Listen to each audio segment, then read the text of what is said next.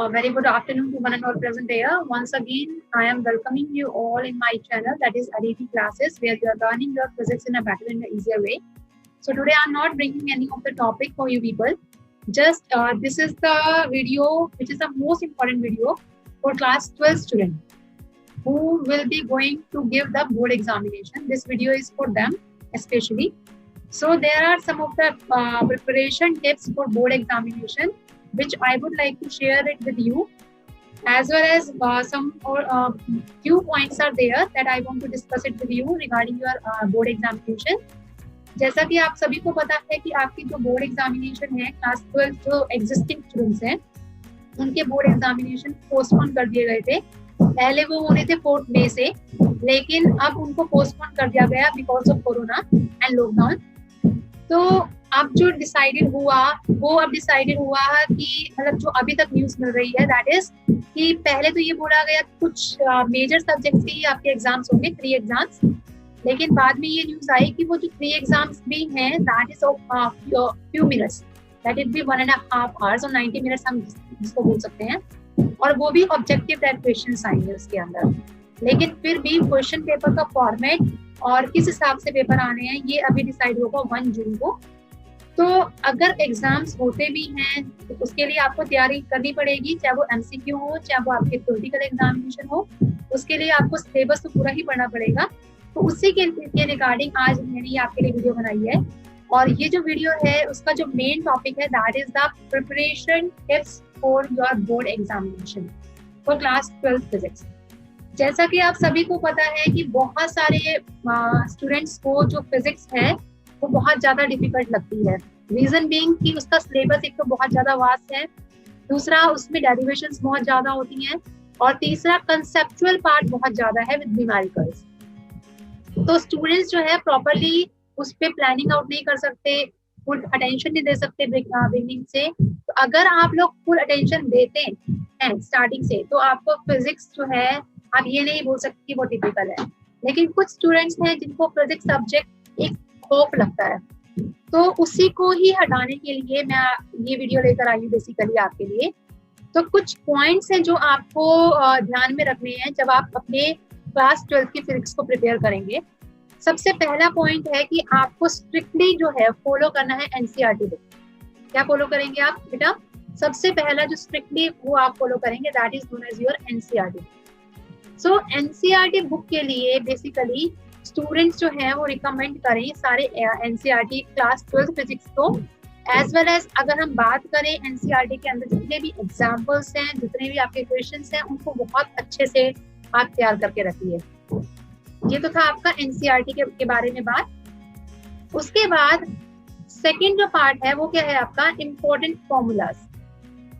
जो फॉर्मूला जितने भी आपके फिजिक्स में, ऐसा तो है नहीं बेटा जी आपके फिजिक्स जो है बिना फॉर्मूले के चले।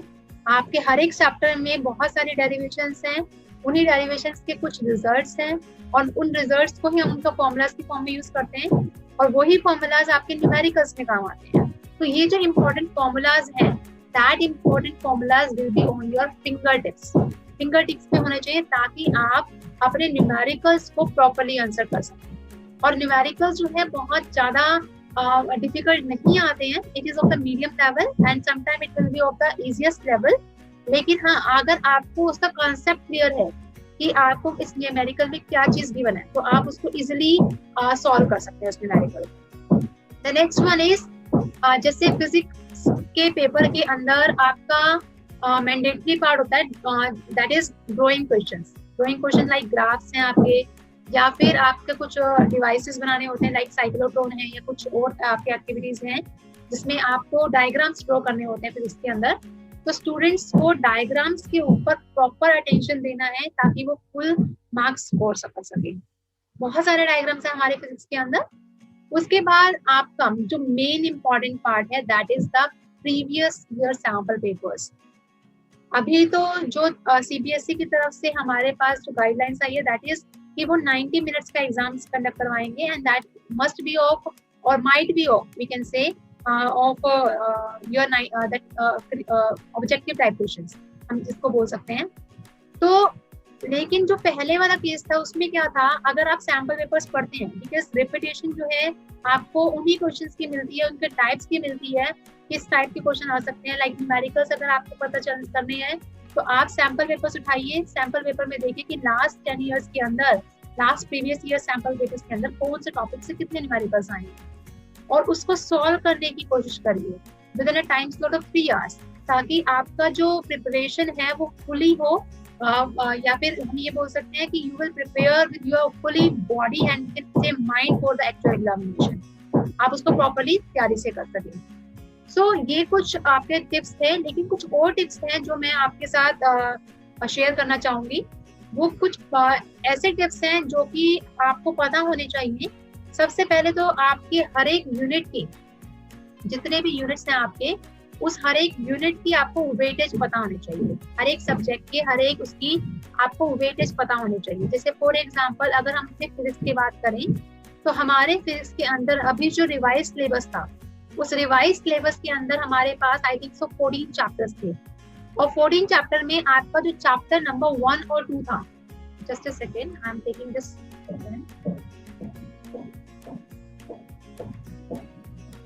चैप्टर नंबर जो 1 था हमारा इस केस में, चैप्टर नंबर 1 और 2, चैप्टर नंबर 1 और 2 था आपका इलेक्ट्रिक चार्जेस एंड फील्ड्स और इलेक्ट्रोस्टैटिक पोटेंशियल एंड कैपेसिटेंस। ये दोनों मिला के आपके बैठे हैं 16 मार्क्स के। तो अच्छे से आप तैयारी करिए ताकि आपके 16 मार्क्स पूरे हो सके आपके।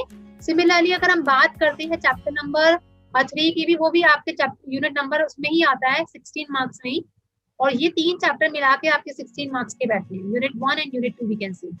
उसके बाद जो हमारा यूनिट 3 में आता है, यूनिट 3 और यूनिट 4, जो आपकी मैग्नेटिज्म वाला पार्ट है, और साथ में मैग्नेटिज्म एंड मेटल, और जो नेक्स्ट है आपका इलेक्ट्रोमैग्नेटिक इंडक्शन और एसी। उसके अंदर जो आपका है दैट इज ऑफ 17 मार्क्स। ये जो वेटेज है दैट इज ऑफ 17 मार्क्स। कितने मार्क्स की वेटेज है बेटा? ये 17 मार्क्स की, और ये 17 मार्क्स आपके हाथ में हो सकते हैं अगर आप इसका एक एक रिजल्ट, एक एक चीज आप उसको अच्छे से रिवाइज करें। The next one is the unit number 5, unit number 6। Unit 5 है आपकी ईएमएस, जो कि आई थिंक सो 3 मार्क्स, 3 या 4 मार्क्स से ज्यादा नहीं आती है, और साथ में जो वेव ऑप्टिक्स और रे ऑप्टिक्स है, optics part, that is the most important part.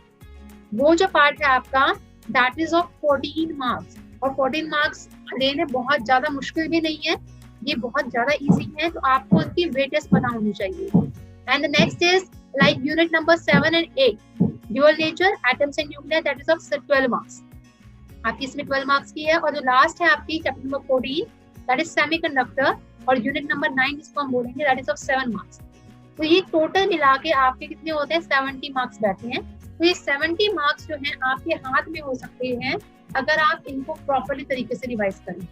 ठीक है, सबसे पहला जो मेन टिप दिया है वो क्या है होना चाहिए आपका, आपको हर एक चैप्टर की वेटेज पता होनी चाहिए। वेटेज इन द सेंस कि आपको हर एक चैप्टर का के मार्क्स पता होना चाहिए कि कौन सा चैप्टर कितने मार्क्स का है। अगर आपको उस चैप्टर्स के सारे मार्क्स के वेटेज के बारे में पता है तो आप इजिली आप उन चैप्टर्स को पहले प्रायोरिटी दें जो चैप्टर्स ज्यादा मार्क्स के आ रहे हैं। ठीक है, नहीं ये ना कि आप कम के चक्कर में ज्यादा को छोड़ दें और ज्यादा के चक्कर में कम को छोड़ दें, ऐसा नहीं होना चाहिए। इक्वल वेटेज आपको देनी है हर एक पॉइंट को। And the next part is make notes of each chapter. हर एक चैप्टर के आप नोट्स प्रिपेयर करिए अपने आपने। अब तो यार आपके पास इतना टाइम नहीं है कि आप नोट्स प्रिपेयर कर सकें, बिकॉज आई थिंक सो कि आपके जुलाई एंड्स में आपके शायद एग्जाम शुरू हो जाए या जुलाई मिड में शुरू हो जाए। नाउ तो you will have the time for revision only. Okay, तो स्टूडेंट्स जो है उनके पास हैबिट होनी चाहिए अपने नोट्स प्रिपेयर करने की, और कई बच्चों ने बना भी लिया होंगे वो नोट्स, अपने स्टडी मटेरियल बना रखा होगा। तो स्टूडेंट ने just at the time of examination उनको रिकॉल करना है ताकि वो फिजिक्स के कंसेप्ट को एट अ ग्लांस देख सकें। The next one is topic wise strategies. What is the next one? That is the topic wise strategy. This one, topic wise strategy. Topic wise strategies के अंदर आप हर एक chapter का जो most important topic है उसके बारे में देखेंगे। सबसे पहले सपोज करिए अगर मैं बात करूँ रे ऑप्टिक्स और वेव ऑप्टिक्स की, उसके अंदर जो जो इम्पोर्टेंट पार्ट है लाइक टेलीस्कोप, माइक्रोस्कोप, या फिर आप अगर वेव ऑप्टिक्स के बारे में बात करते हैं, हाइगन्स प्रिंसिपल है, डिस्ट्रक्टिव इंटरफेरेंस है, कंस्ट्रक्टिव इंटरफेरेंस है, तो ये जो आपके थियोरेटिकल पार्ट है इनको तो बहुत अच्छे से रिवाइज करें। टॉपिक वाइज अगर आप स्ट्रेटेजीज बना के चलेंगे आपके बोर्ड एग्जामिनेशन के लिए, तो आपको ये पता चलेगा कि कौन से उसमें और किस टॉपिक से ज्यादा मार्क्स के क्वेश्चंस आते हैं। तो आपको हर एक उसको उसके न्यूमेरिकल सॉल्व करने हैं, आपको उसके कंसेप्चुअल पार्ट पर फोकस करना है, और साथ में आपको उसके वेटेज को देखकर चलना है। The next is design a proper study plan. So अगर आप सपोज करिए मिनिमम 1 आवर भी हर एक सब्जेक्ट को दे रहे हैं एवरीडे, ठीक है, दैट इज ऑल्सो सफिशिएंट। लेकिन आपको सबसे पहले ये देखना पड़ेगा कि आपका कौन सा चैप्टर है जिसमें आपको सबसे ज्यादा डिफिकल्टी फेस करनी पड़ती है। तो आपको वो चैप्टर को सबसे पहले तरीके से देखना पड़ेगा, सबसे अच्छे तरीके से देखना पड़ेगा। उसके लिए चाहे आपको 2 आवर्स क्यों ना देना पड़े, आप उसको पहले टाइम दीजिए, पहले प्रायोरिटी पे रखिए, उसके बाद आप दूसरे चैप्टर को देखिए, ताकि उस चैप्टर का प्रेशर आपके माइंड पे ना रहे आफ्टरवर्ड, कि आपको ये रियलाइज ना हो कि मेरा वो चैप्टर रह गया जो मुझे बिल्कुल भी नहीं आता। तो सबसे पहले जो नहीं आता उस चैप्टर के ऊपर सबसे ज्यादा फोकस करिए। The next point is preparation strategy few months before the exam. As we know that we are having only 1.5 month for the examination. might be अगर वो जुलाई से स्टार्ट होते हैं, तो ये 1.5 उसके मंथ के अंदर आप अपनी प्रिपरेशन तैयारी कर सकते हैं, बिल्कुल अच्छे से तैयार कर सकते हैं। सबसे पहला आपका जो इसके अंदर रहेगा कि पहले रिवीजन करिए चैप्टर्स की, हर एक चैप्टर के डेरिवेशंस को, हर एक चैप्टर के कंसेप्चुअल पार्ट को, हर एक चैप्टर के न्यूमेरिकल पार्ट को अच्छे से रिवाइज करिए, अच्छे से देखिए कि आपके प्रीवियस ईयर पेपर में कौन से चैप्टर से रिलेटेड क्या क्या चीजें आ रही हैं, उसको गो थ्रू करिए सिलेबस को। उसके बाद आप उसको चेक करिए अगर कोई टॉपिक रह तो नहीं गया आपका। फिर रिवीजन के बाद आपके पास आता है सेल्फ इवेल्युएशन। अब रिवीजन हो गई, उसके बाद स्टूडेंट्स को अपने आप को सेल्फ इवेल्युएट करना बहुत ज्यादा जरूरी है। उनको चेक करना है, अपने आप पास एक आंसर शीट रखिए, एक क्वेश्चन पेपर तैयार कर लीजिए, और उस क्वेश्चन पेपर की हेल्प से आप उसके आंसर्स लिखिए, उसकी एक आंसर शीट तैयार करिए। अगर कोई भी क्या कहते हैं अपने आप को की ओवरऑल इम्प्रूवमेंट को देखने के लिए आपको अपना इवेल्युएशन करना बहुत ज्यादा जरूरी है। और साथ में अगर आप खुद इवेल्युएशन नहीं कर सकते तो अपने टीचर्स को दिखाइए, उस इवेल्युएशन को करने के लिए टीचर्स को दीजिए, टीचर्स से क्वेश्चन पेपर आप लीजिए, ताकि आप अपने आप को इवेल्युएट कर सके कि आप कहाँ स्टैंड कर रहे हैं और किस एरिया के अंदर आप कभी भी लैग कर रहे हैं, ताकि उस एरिया को आप क्या कर सके, इम्प्रूव कर सके। तो next part is the last part which we can say is the practice and practice. As we know that practice makes a man perfect, which is applicable to the students as well. So बहुत सारे students हैं जिनके पास chances हैं high marks score करने के लिए। तो students जो हैं वो तभी हाई मार्क्स स्कोर कर सकते हैं जब वो प्रैक्टिस करेंगे, ज्यादा से ज्यादा प्रैक्टिस करना है आपको प्रीवियस ईयर एग्जाम पेपर में भी, और आपको अपने आप को इवेल्युएट करना है। एग्जाम्स में जो पूछे गए क्वेश्चंस हैं उनको अच्छे से माइंड सेट करके, अच्छे से कंसंट्रेशन करके आपको उस क्वेश्चन को पढ़ना है। उसके बाद आप उन क्वेश्चंस के आंसर लिखेंगे, लेकिन वो आंसर्स भी आपको प्रॉपरली तरीके से करने। आपको ये देखना है कि पहले आपके जो मार्क्स हैं, 5 मार्क्स वाले क्वेश्चन हैं, पहले आप उनसे स्टार्ट करें तो ज़्यादा अच्छा है। बिकॉज 1 to 3 मार्क्स में अगर आप ज्यादा उलझे रहे तो 5 मार्क्स के आपके जो इम्पोर्टेंट पार्ट है वो आपके रह सकते हैं। So please these are the tips that are useful for you. और एक डेरिवेशन की नोटबुक अलग से बना लीजिए ताकि उसमें सिर्फ डेरिवेशन पार्ट हो। एक न्यूमेरिकल की नोटबुक बनाइए जिसके अंदर आपको न्यूमेरिकल सारे प्रीवियस ईयर न्यूमेरिकल जितने भी हैं आपको पता चले कि कौन से चैप्टर से कौन सा न्यूमेरिकल बहुत ज्यादा इंपॉर्टेंट है, किस टॉपिक किस पार्ट से इंपॉर्टेंट है। तो please keep learning and stay tuned for further updates on our channel. And with this, thank you for your patience and keep on revising. And if you have any query, please let us know. You can send your query on our email ID, that is letclasses@gmail.com, or you can send your queries on the YouTube channel also. And please keep sharing this our channel videos with your friends so that they also get the chance for learning. So in the last, I am thankful to you all for your love, for your care.